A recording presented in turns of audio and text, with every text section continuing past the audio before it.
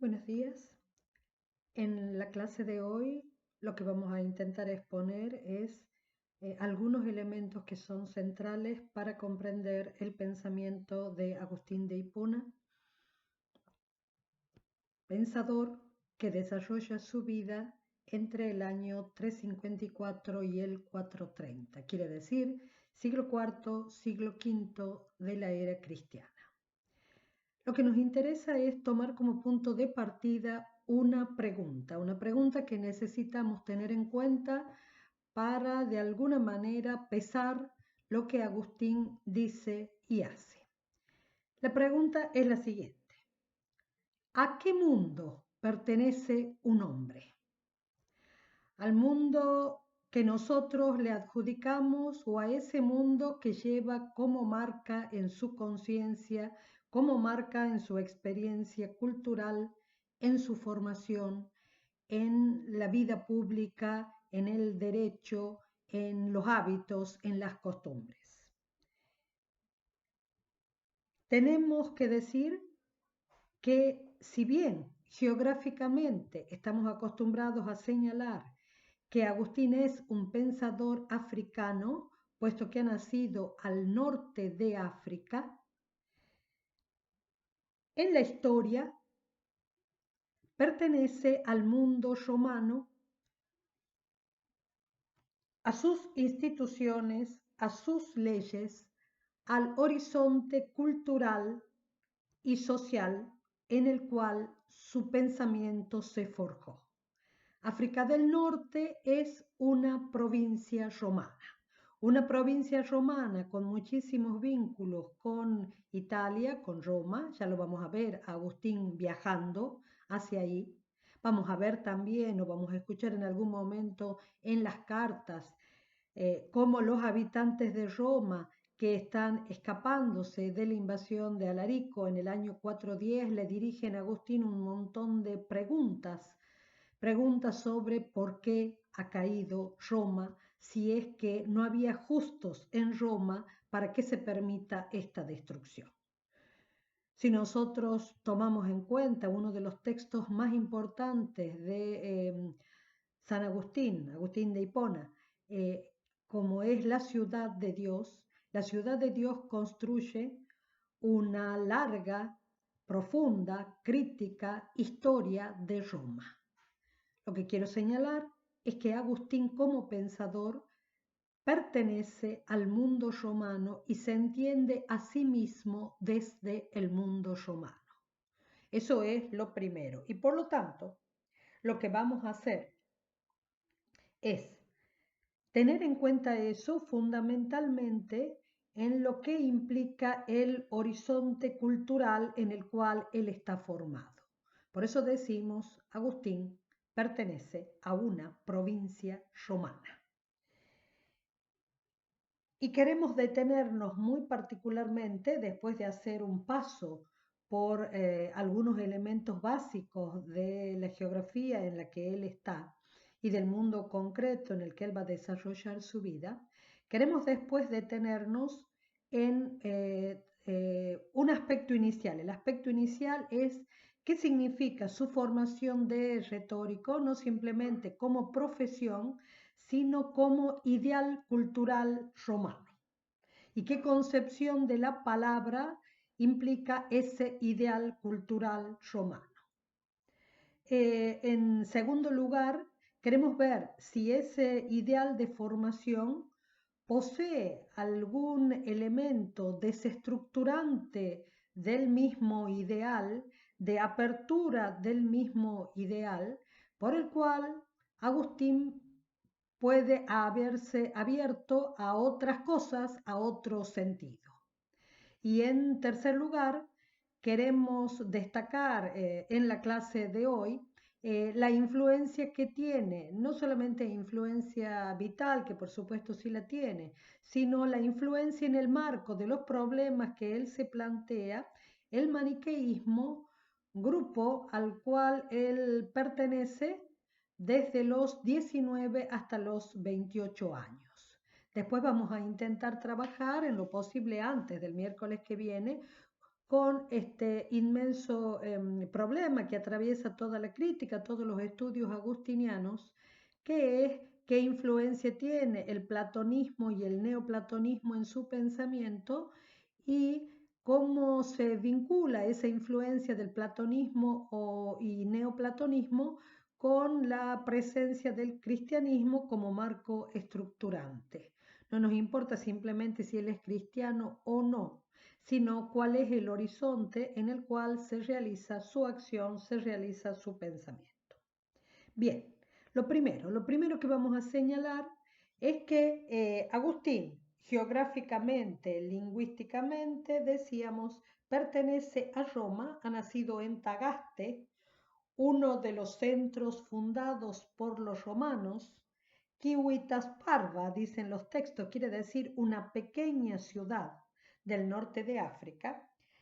en donde solamente hay los primeros grados, el primer grado de la instrucción pública, por eso después Agustín se va a tener que ir de ahí, pero que tienen algunos cruces de caminos importantes, de caminos mediterráneos, y que por eso no está tan desvinculada. Quiere decir que está atravesada por el camino que va de Hipona a Cartago y también de Cartago a Cirta, a Cesarea de Mauritania y de Hipona también hacia el sur hasta Tebiste. Lo que quiero señalar es que si bien él está en una pequeña ciudad, esa pequeña ciudad tiene caminos que conectan y todos nosotros sabemos que no es lo mismo estar en una pequeña ciudad que no es cruce de ningún camino y una pequeña ciudad que está atravesada por algunas rutas. Por lo tanto, esa ciudad de Tagaste pertenece al fértil altiplano de Numidia. Y en el momento en el que Agustín vive, el norte de África suministra a Italia la mayor parte de su grano, es decir, es un granero de Roma. Tagaste existe desde 300 años antes del nacimiento de Agustín, se habla latín, sobre todo en la parte urbana, pero en el campo se habla el púnico, como lo denomina Agustín. Ustedes recuerden que Cartago era una ciudad fenicia vencida por Roma. Recuerden que a ella debemos esta frase de delenda et Cartago, Cartago tiene que ser destruida, ¿sí? Porque es un puerto, está en la costa y eso quiere decir capacidad comercial, capacidad bélica, si se desarrolla lo necesario, por supuesto. En este marco, en esta África romana, nosotros tenemos que decir que África romana no es de ninguna manera una región que no tiene ningún marco cultural, por mucho que nosotros estemos acostumbrados contemporáneamente a hablar del mundo pobre actualmente en África, un continente empobrecido, el norte de África, que es una zona fértil, ha producido algunos distinguidos escritores como Fronto en el siglo II, que es tutor del emperador Marco Aurelio, como Apuleyo de Madaura, que escribe El asno de oro y después un texto sobre las enseñanzas de Platón, que nos importa porque de alguna manera no podemos saber ni podemos contrastar con el Platón que la historiografía conoce hoy con los medios actuales, sino que, como hemos dicho, creo en la primera clase, no podemos en esta época ver un pensador sin saber qué conoce de los pensadores antiguos y a través de qué medios. Bueno, Apuleyo es un modo, uno entre otros varios, uno de los que forman parte de aquellos recursos desde los cuales Agustín ha conocido el platonismo. También está Aulo Gelio con las noches áticas, Macrobio, que es contemporáneo de Agustín y que hace un comentario al sueño de Escipión, que es el último libro de la República de Cicerón, que es muy importante de muchísimas maneras. También está Marciano Capello, que posiblemente esto ya después de la muerte de Agustín, escribe las bodas de filología con Mercurio y que importa porque de alguna manera da la estructura, lo que se conoce, lo que se pretende sobre las 7 artes liberales, que son las que marcan el horizonte de lo que se considera el saber. Y por más que Agustín no haya terminado de realizarlo después, Agustín sí tiene en un primer momento la intención de hacer una especie de propuesta del conjunto total de los saberes, de la dialéctica, de la gramática, de la retórica, de todo lo que entraba en las artes liberales. Lo que quiero decir con estos elementos y lo que quiero decir con estos nombres que pueden no resultarnos conocidos es que el norte de África, el África romana, sí tenía una serie de elementos que eran importantes culturalmente. Por otro lado, en eso que después va a ser una especie de horizonte de Agustín, en eso que va a ser un horizonte de Agustín, en el siglo segundo se habían producido una misión cristiana que forma varias comunidades en el norte de África. Y para estas comunidades se traduce, todavía no está la traducción de la Vulgata, que es la traducción de Jerónimo de la Biblia al latín, pero sí hay una Vetus Latina, quiere decir una traducción al latín de las Sagradas Escrituras que ha sido criticada por 1000 defectos y por 1000 estilos y que Agustín también critica de muchas maneras por el estilo, por la imperfección de la forma de decir. Ya vamos a ver por qué para Agustín eso es muy importante. Entonces, por un lado, hay una serie de ciudades que son importantes en el norte de África, hay una cierta vida cultural. La ciudad más importante en esta África romana sigue siendo Cartago. Cartago es una gran atracción. Y ese es el mundo. Y en ese mundo incluso no solamente hay autores que dan indicios de la cultura romana, africana, sino que también hay en el mundo de lo que significaría el cristianismo en ese momento, algunas personalidades muy importantes que son africanas, como por ejemplo Tertuliano en el siglo segundo, Cipriano de Cartago en el siglo I. Perdón, Cipriano de Cartago en el siglo III. Y también al siglo IV pertenecen Arnovio y Lactancio. Bien, dentro de ese mundo y en el horizonte de la cultura romana, tenemos que decir que el ideal cultural, el ideal de formación, el ideal de la paideia romana, si lo quisiéramos decir de alguna manera, además de la importancia que tiene, como sabemos todos, el derecho en la cultura romana, pero el ideal en el que se nutre Agustín y en el cual es formado es el ideal retórico. Un ideal que hace que atraviese fundamentalmente los textos de Vallón, fundamentalmente los textos de Cicerón y que además tenga un agudo conocimiento de Vallón, de Virgilio, de Terencio, de Salustio. Bueno, ese es el ideal. ¿Qué quiere decir ser formado en un ideal retórico para alguien a quien nosotros vamos a conocer fundamentalmente como un pensador? Quiere decir que Agustín, que no tiene formación filosófica sistemática, va a conocer, sin embargo, lo que conozca sobre los textos y sobre los autores filosóficos, los va a conocer en el interior de una estructura, de una propuesta formativa, cuyo ideal es la palabra eficaz, la palabra que es capaz de convencer. Quiere decir, la palabra como experiencia de acción y de poder. Esto lo tenemos que pensar muy seriamente porque aun cuando este ideal retórico, propuesta retórica, no es originario de Roma, es originario de Grecia, que ha tenido grandes retóricos,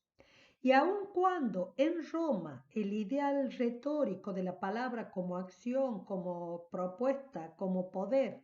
que tenía un sentido durante el periodo de la República Romana, pasa a tener otro sentido en el imperio, porque ya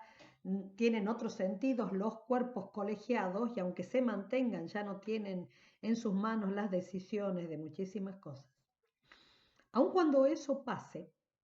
este ideal retórico es el que sigue presente en los ideales de formación, en los ideales educativos,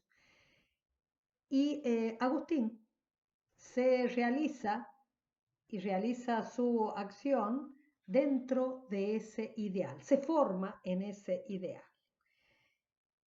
En ese ideal hay una especie de dicho, una afirmación que es absolutamente importante, que es vir bonus dicendi peritus, quiere decir, el hombre bueno, perito o experto en el decir. Ustedes observen esto, en donde estamos poniendo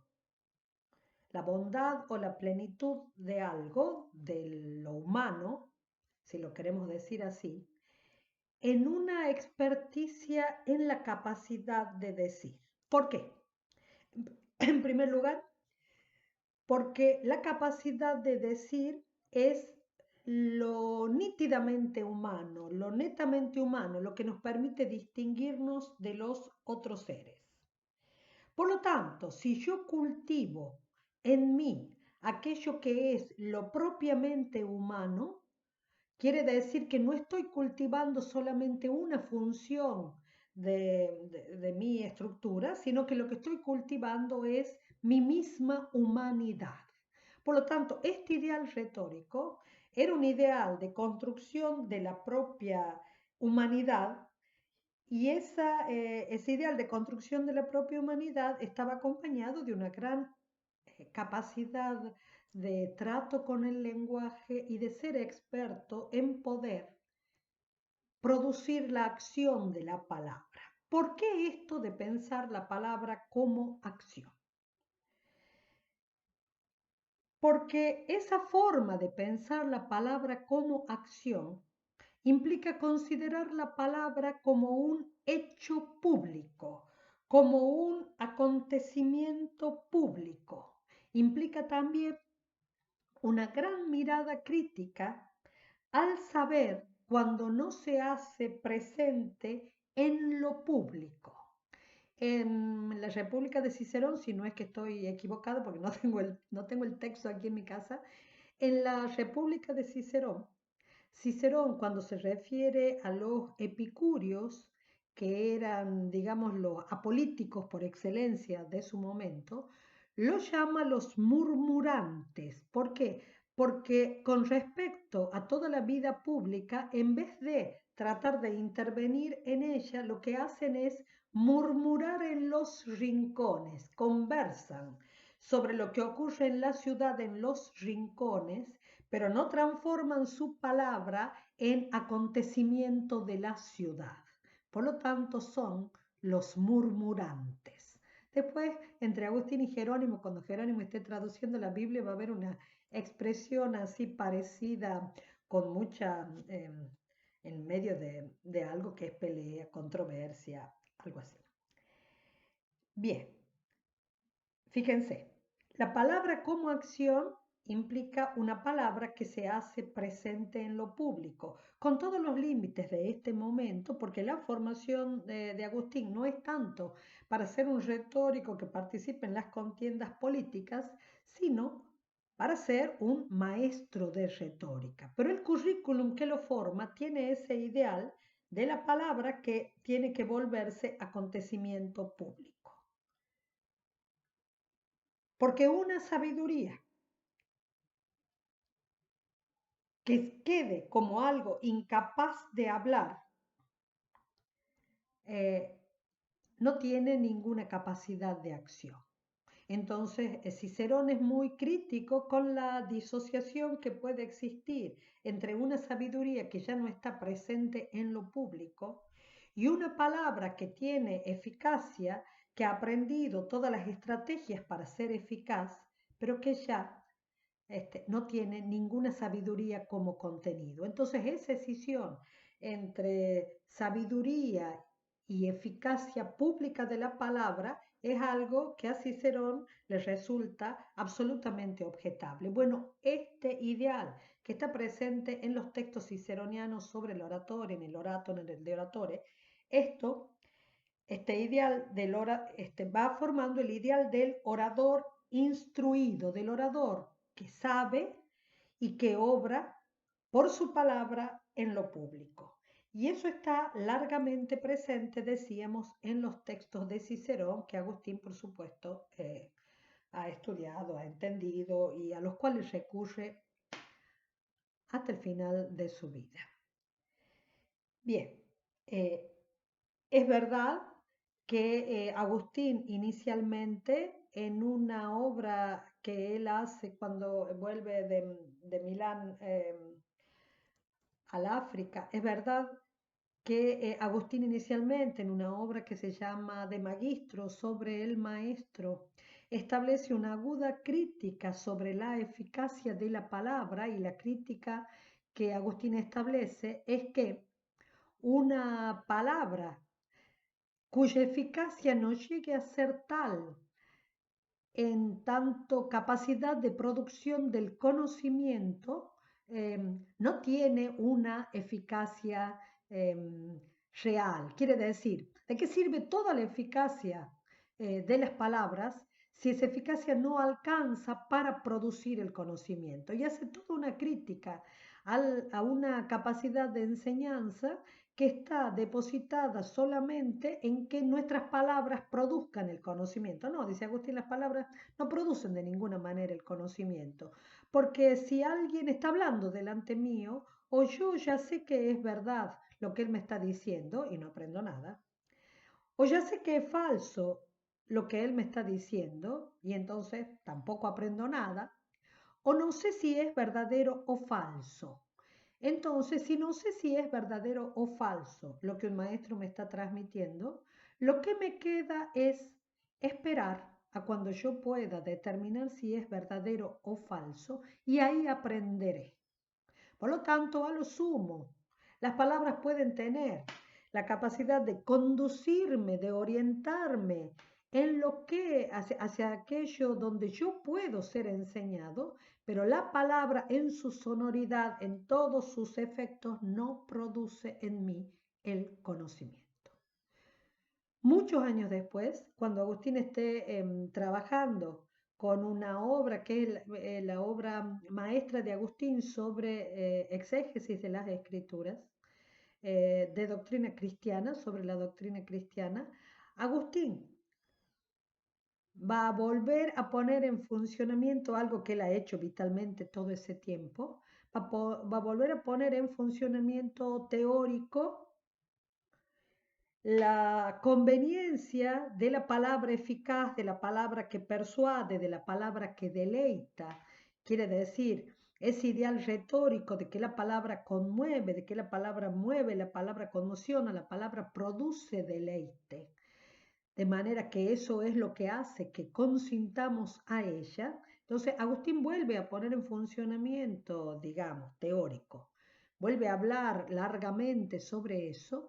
y el antiguo ideal retórico, que ahora ya está como unido, vinculado a la posibilidad de saber, se da cita en lo que Agustín propone sobre el doctor, que tiene muchísimo que ver con este ideal del orador instruido, nada más que la instrucción, el saber, es esa sabiduría que Agustín ha descubierto a lo largo de toda su experiencia histórica, religiosa, de pensamiento y todo lo que ha implicado la vida de Agustín. Lo que quiero decir es que resulta muy difícil entender a Agustín sin entender que él tiene una advertencia, una mirada crítica, una apropiación crítica de sus propios procesos de palabra, de la palabra persuasiva y de la palabra que puede o no producir conocimiento. Ese ideal es el ideal que está presente en él y que está presente en él incluso al final de su vida. Ahora bien, lo que decíamos también es que es en el marco de ese horizonte cultural donde Agustín conoce académicamente, formalmente, diríamos, lo que sabe de filosofía. No aprende filosofía separado de ello, más allá de que después Agustín va a leer una serie de textos por sí mismo. Pero lo que estoy diciendo es que como formación, no tiene una formación estrictamente filosófica, como dice algún autor, no tiene una formación estrictamente filosófica, porque en ese ideal retórico, la retórica le ha ganado la partida a la filosofía y por lo tanto la filosofía se encuentra subsumida en ese ideal. Subrayo esto como horizonte de comprensión de Agustín y de la reflexión filosófica de Agustín, que no siempre se hace, y de comprensión, perdón, de la reflexión filosófica, porque la reflexión filosófica no siempre se hace presente en la historia como si fuera una reflexión pura, en el sentido de separada, químicamente pura de cualquier otro proceso, sino que en los distintos momentos de la historia la filosofía se encuentra en distintos lugares y quizás realizando distintas funciones. Bueno, Agustín no tiene dónde estudiar filosofía. Su maestro Cicerón, cuando ha querido estudiar algo, se ha ido a otros lugares, se ha ido a buscar en territorios que eran pertenecientes a lo que era antes el mundo griego, se ha ido a buscar en otros lugares quien le pudiera enseñar filosofía. Y por lo tanto, esto que le ocurre a Agustín y que lo vamos a ver en muchos pensadores, tanto del horizonte y de la duración judía como del horizonte cultural y de la duración del Islam, como le ocurre a Agustín, que es de este mundo, horizonte y tiempo, que en su sentido es el cristianismo. En muchos de estos pensadores, la tensión de límites que tiene el pensamiento, esto de que yo no lo encuentro químicamente puro, sino que siempre está colindando, deslindándose de otras experiencias culturales, como si fuera una experiencia que desborda hacia otra zona de la cultura o que retrocede desde otra zona de la cultura. Eso que en los distintos momentos de la historia nosotros hemos visto a la filosofía desbordándose o retrayéndose o desde el arte, de lo poético, como no lo vamos a ver cuando Heidegger incluso hace una serie de propuestas sobre lo poético y nos enseña Hölderlin, nos enseña a pensar y nos dice que es hondamente filosófico Hölderlin. Estas experiencias de deslindamiento continuo de una cosa sobre otra, que se produce, decíamos, con el arte, que se produce con lo político y social, que se produce respecto de lo científico, de lo religioso, de lo tecnológico en la actualidad, es también parte de la experiencia de pensamiento y de reflexión de Agustín. Por lo tanto, es absolutamente esto de que Agustín ni siquiera tenga formación filosófica y que sea un gran pensador y que su quehacer pensante se haya realizado deslizándose en una experiencia de palabra que aunque a él le importe producir conocimiento, porque sí le importa y que le importa entender y es una teoría del conocimiento para comprender desde dónde entendemos, pero bueno, su experiencia es una experiencia de la palabra pública, su experiencia es una experiencia en donde el pensamiento se desborda, va, viene, está atravesado de muchos elementos que hoy adscribiríamos solamente a lo religioso o a lo teológico. Su pensamiento se expresa en una palabra de fuertes tintes poéticos, e incluso, yo tengo algún trabajo escrito por ahí, e incluso asume determinados elementos que son nítidamente de la retórica judicial del mundo romano. Por eso me estoy deteniendo en estos elementos. Quiere decir, estoy tratando de remarcar que un pensador se inscribe en determinado horizonte cultural y su experiencia de reflexión está atravesada por todas las tensiones de esa experiencia sociocultural, de esa experiencia histórica. Bueno, esa es la experiencia de Agustín. Sin embargo, también podemos señalar que ese ideal retórico, ese ideal de la palabra, que es una palabra eficaz, la palabra que busca producir efectos, la palabra que busca conmover, que busca persuadir, que busca producir una acción, ese ideal de una palabra que es así, no es un ideal clausurado. Quiere decir que en la misma formación retórica, podríamos decir, Agustín encuentra algunos elementos que son desestructurantes, deconstructores, diríamos en la actualidad, de una experiencia totalmente cerrada en la eficacia del lenguaje y en producir un efecto en el auditorio, y encuentra algunas aperturas que lo hacen inclinarse hacia la verdad o hacia la búsqueda de la sabiduría, tal como él mismo lo dice en Confesiones, libro 3, capítulo 4, 7, 8, y en el libro sobre la vida feliz de Beata Huita, tal como él lo dice en esos textos y tal como lo dice de forma muy hermosa en los diálogos iniciales de forma quizás menos poética, tal como él lo dice, la incitación a la reflexión, la incitación a la búsqueda, la incitación,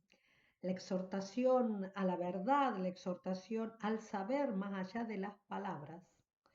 Él la descubre en un texto de Cicerón hoy perdido, que es el Hortensio, y en ese texto, que lo tiene en medio de los estudios retóricos, cuando él tiene 19 años, se da cuenta, en este texto, en donde hay una especie de exhortación a la filosofía, se da cuenta que lo que le interesa no es el estilo, sino aquello de lo que se habla, de qué se está hablando ahí. Puede parecernos muy pequeño quizás, pero eso de pensar en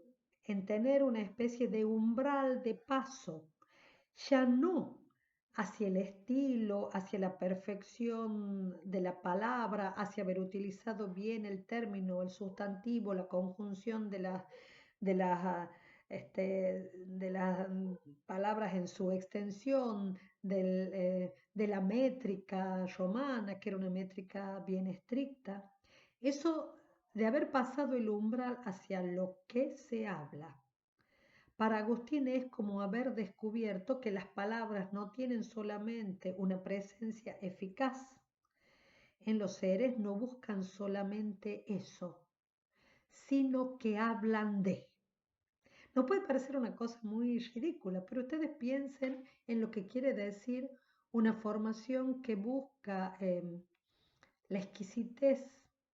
de la forma y del modo y descubrir ese otro aspecto. Por eso cuando después en el De Magistro haga tanta crítica hacia una palabra que es simplemente una acción y que todavía no consigue captar la verdad, lo está haciendo también porque él piensa que el gran descubrimiento que ha hecho es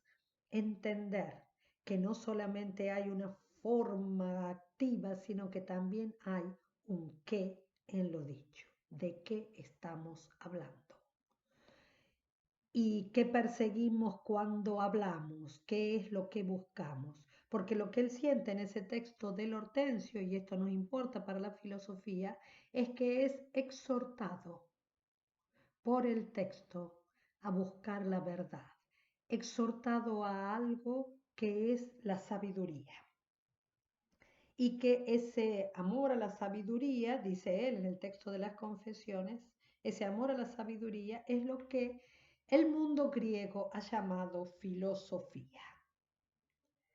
Se sentía exhortado a amar, a buscar, a retener, a abrazar, no solamente lo que decía tal o cual escuela filosófica, sino la sabiduría misma. Ese ideal que nosotros podríamos llamar, no en el sentido actual, pero en el sentido que Cicerón le da, ese ideal, diríamos, ecuménico del saber, que la verdad no la podemos conseguir por una sola búsqueda, la verdad la necesitamos encontrar por muchas búsquedas que se conjuguen entre sí. Ese ideal ecuménico del saber implicaba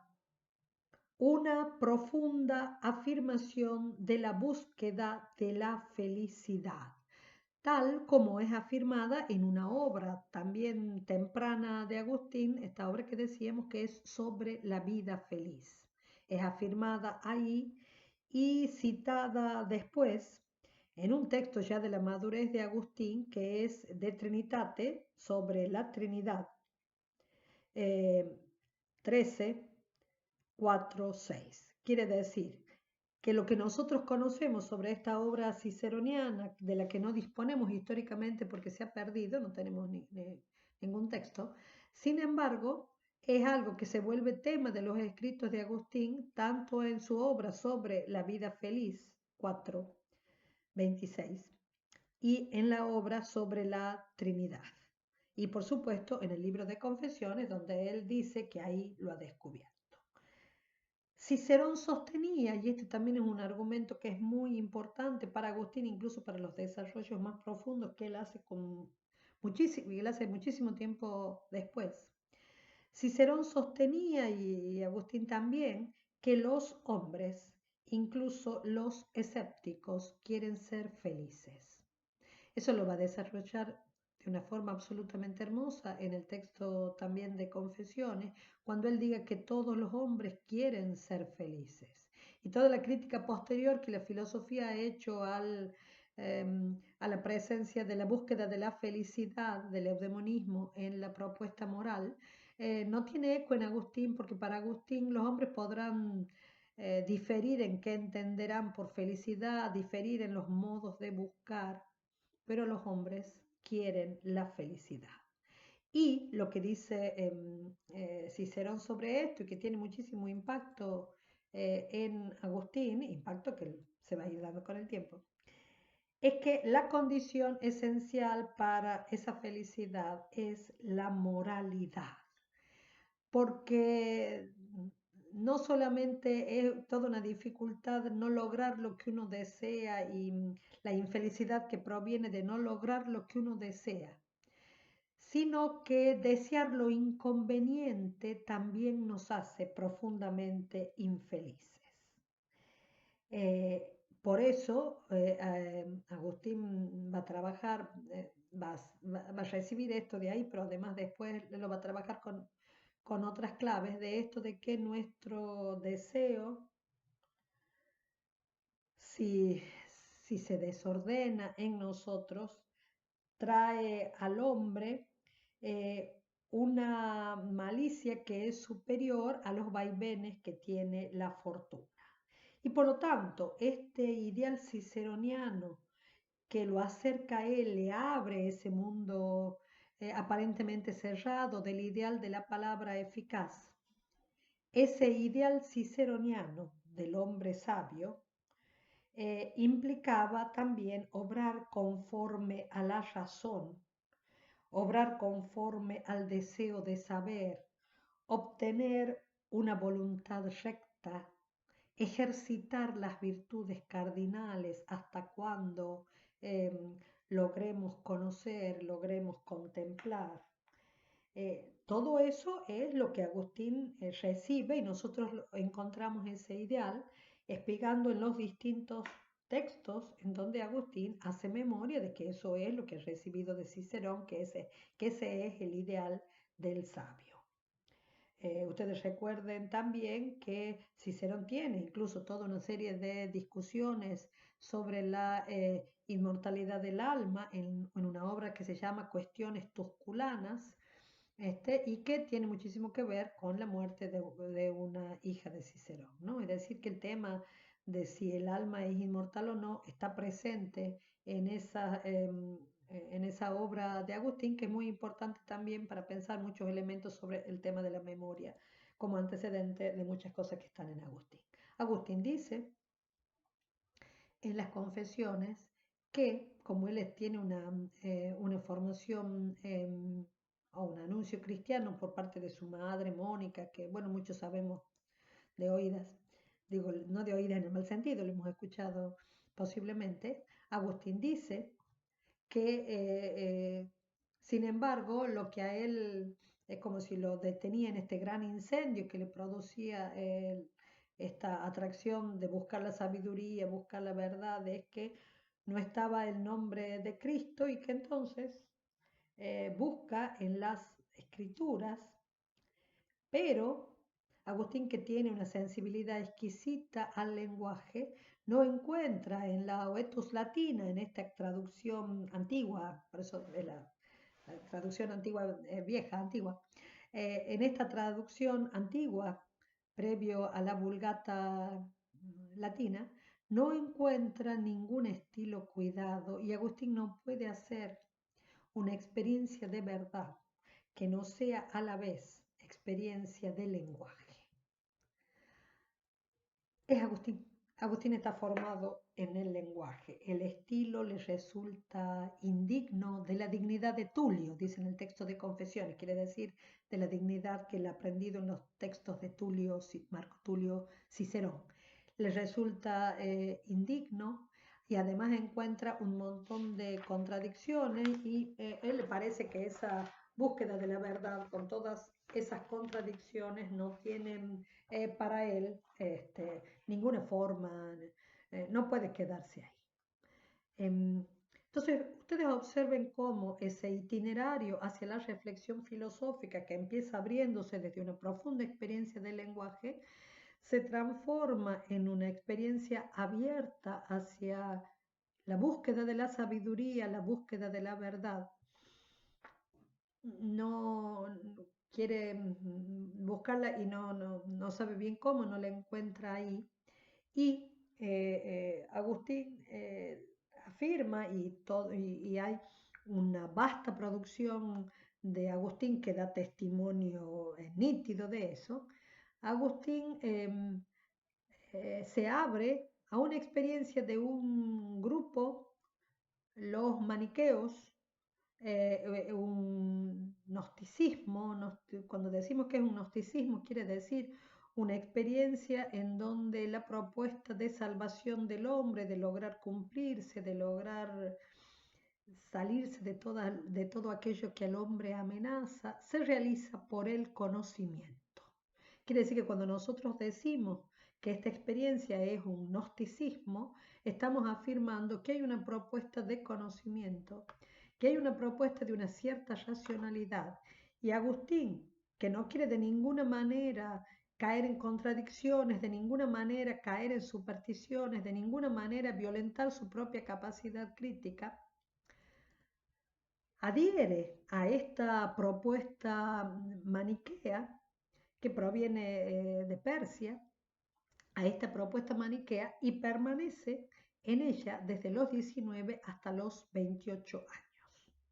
¿Por qué nos estamos deteniendo en esta propuesta maniquea que decimos, Agustín después cuando deja de ser maniqueo tiene una inmensa producción literaria en contra del maniqueísmo, en contra de las interpretaciones maniqueas, una larguísima propuesta maniquea?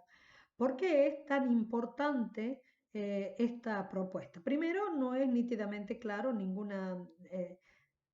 distancia absoluta con el cristianismo, está presente el nombre de Jesús, el nombre de Moisés, está presente un montón de elementos que él interpreta como que forma parte de este mundo que él de alguna manera ha recibido por la vía de la palabra materna. Pero, ¿cuál es el nudo de la propuesta que a Agustín le impacta? Y para eso tenemos que remitirnos. Él incluso habla en eso en Confesiones 3, desde el 6 hasta el fin, cuál era la experiencia que tenía, pero después cuando está hablando de las herejías también hace una especie de descripción sumaria en el texto sobre las herejías, hay que buscarlo en el número 36, hace una descripción sumaria y yo la voy a dibujar a esa descripción para ver por qué nos interesa como horizonte que ha sido muy importante en la vida de Agustín. En esta propuesta del maniqueísmo existe un dualismo metafísico, quiere decir que existen dos principios en la realidad, diversos y adversos, eternos y coeternos. Dos naturalezas y sustancias, una el bien y otra el mal. Quiere decir, hay un dualismo metafísico y ese dualismo metafísico permite que yo coloque en algún lugar toda mi intranquilidad o mi inquietud sobre por qué hay mal en la realidad, por qué sufrimos, por qué padecemos, por qué obramos mal y hacemos sufrir a otro. Esa visión de Agustín del maniqueísmo implica una mirada dualista que le permite pensar lo siguiente. Le permite pensar que todo lo que nosotros conocemos como mal en nuestra historia, en lo que vemos, en lo que sentimos, tiene la posibilidad de encontrar un punto de explicación. Quiere decir, yo puedo derivarlo de algo. No es algo que no tiene derivación posible. Si lo explico, quiere decir que lo puedo derivar de algo. Bueno, toda nuestra experiencia de mal se deriva de que existen en la realidad no un principio que es solamente algo que hace que las cosas sean o sean buenas o demás, sino un principio que es sustancialmente malo. Por eso un dualismo metafísico que es explicativo de la presencia del mal. Problema grande y grave para Agustín, problema y angustia grande y grave para todos nosotros. Esto ha sido magníficamente expuesto en un antiguo libro sobre el maniqueísmo que es de Henri Puig, y hay una obra de Rubio Bermejo sobre el maniqueísmo en 2 tomos, que tiene incluso uno de los tomos dedicados exclusivamente a una serie de textos maniqueos que la crítica ha encontrado con posterioridad. Entonces, todo desarrollo, afirmación de una larga serie de doctrinas que por supuesto no podemos desarrollar aquí, pueden trabajarlo en algunos de estos 2 textos, apoyarse en estos 2 textos que son realmente textos muy serios para trabajar, además de toda la información que provee Agustín sobre el maniqueísmo. Lo que pasa es que Agustín es alguien que está salido del maniqueísmo y que está en confrontación con el maniqueísmo. Por eso es importante también ver estos otros elementos históricos. Entonces decíamos, Rubio Bermejo, cuando hace la descripción de la teoría maniquea, de la doctrina maniquea, lo que señala es que el maniqueísmo tiene, y me ha gustado mucho la formulación, el maniqueísmo tiene 2 principios, pero tiene 3 momentos. Quiere decir que el maniqueísmo, a partir de esa primera situación, que es 2 principios que coexisten, que son colindantes, diríamos, cuyas fronteras son cercanas, tiene un primer momento que es ese en donde los principios no tienen mezcla, no se mezclan. Pero en algún momento esos principios entran en contacto, el mal codicia el bien y empieza a desarrollarse un segundo momento que es un momento de mezcla y de hostilidad, quiere decir de conflicto. Al primer momento sin mezcla le sucede entonces un segundo momento, que es un momento de mezcla, decíamos, y de hostilidad. En ese segundo momento, a través de una larguísima descripción, una larguísima cantidad de relatos, lo que el maniqueísmo sostiene es que el bien y el mal se mezclan, batallan entre sí. Y a partir de ahí se produce todo el origen del mundo, toda la cosmogonía. Y toda la cosmogonía no es solamente producción a partir de los dos principios en donde el mal ha tratado de fagocitar el bien, sino que es también un proceso a través del cual hay que buscar liberar las partículas de bien, las partículas de luz, que han quedado como fagocitadas, mezcladas adentro de la materia. Por lo tanto, conocer eso, conocer esa mezcla y conocer que eso tiene que ser liberado, es lo que hace que uno sepa qué acción realizar para poder hacerlo, de manera que se pueda llegar al tercer momento, y el tercer momento es volver a aquello que no tiene mezcla, en donde el bien y el mal estén separados. Ustedes observen que este proceso en donde el bien y el mal están separados, es aquello a donde la acción de los maniqueos, sobre todo de los elegidos, en algo que también es muy atractivo ecológicamente, porque es una forma de liberación a través de los procesos de alimentación y todo lo demás. Esto implicaba también esa mezcla, que no hay solamente un dualismo metafísico, sino también un dualismo moral, porque esa mezcla supone también que antropológicamente poseemos una voluntad buena y una voluntad mala que se encuentran en pugna entre sí. Quiere decir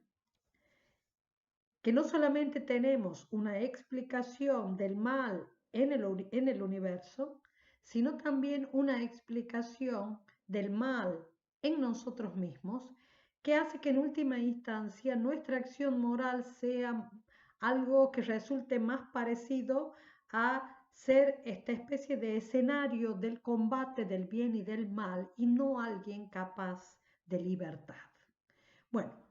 esto que es muchísimo más complicado en el pensamiento de Agustín, esto que es mucho más complicado, tiene una inmensa importancia en la agudeza que tiene que tener Agustín para tratar de plantearse qué será el bien y qué será el mal. Y la agudeza para tratar de entender si tenemos capacidad de decisión o no tenemos capacidad de decisión. Y como esa propuesta era una propuesta racional y proponían racionalidad, y Agustín espera racionalidad, esa propuesta implicaba también una aguda crítica a todos los textos escriturarios. Entonces también va a ser un inmenso motivo para que después Agustín comente en varias oportunidades los textos del Génesis, de la escritura, porque tiene muy presente en él todas las interpretaciones del maniqueísmo. Y ese maniqueísmo implica con muchísima fuerza, tanto no solamente un dualismo a nivel metafísico, un dualismo que es el dualismo de dos sustancias, de dos naturalezas, sino también un materialismo, porque las dos sustancias, tanto el bien como el mal, la luz y las tinieblas, son ambas materiales. Por eso siempre se señala que no solamente por la vía del maniqueísmo, Agustín tiene presente una gran estructura materialista de base, sino también por todo lo que ha recibido en su formación retórica del estoicismo a través de Cicerón, que también cuenta con eso. Eso para cuando veamos en la clase que viene toda la influencia y todo lo que significa en él el platonismo y el neoplatonismo, porque la gran gran objeción que él tiene para abrirse a cualquier cosa que sea espiritual es que Agustín no cree de ninguna manera que exista algo que sea espíritu. Todo es materia, ¿sí? Bien, nosotros vamos a llegar hasta acá porque lo que nos interesa es poder destacar esa especie de reflexión viva de un hombre que a distancia en el tiempo, esto se está produciendo siglo IV, siglo V, en un gran cruce de caminos de un momento histórico, porque estamos en ese cruce de caminos en donde el gran horizonte cultural de Roma está cayéndose. En ese cruce de caminos y con elementos de influencia muy variados, tales como tenemos todos, creo, más agónicos, menos agónicos, pero todos estamos sujetos a influencias variables, Agustín va a hacer su experiencia de pensamiento teniendo que abrirse un camino entre muchos caminos y muchas propuestas que lo han investido de muchos modos. De todos modos, es apasionante seguirlo. Muy bien, hasta aquí llegamos.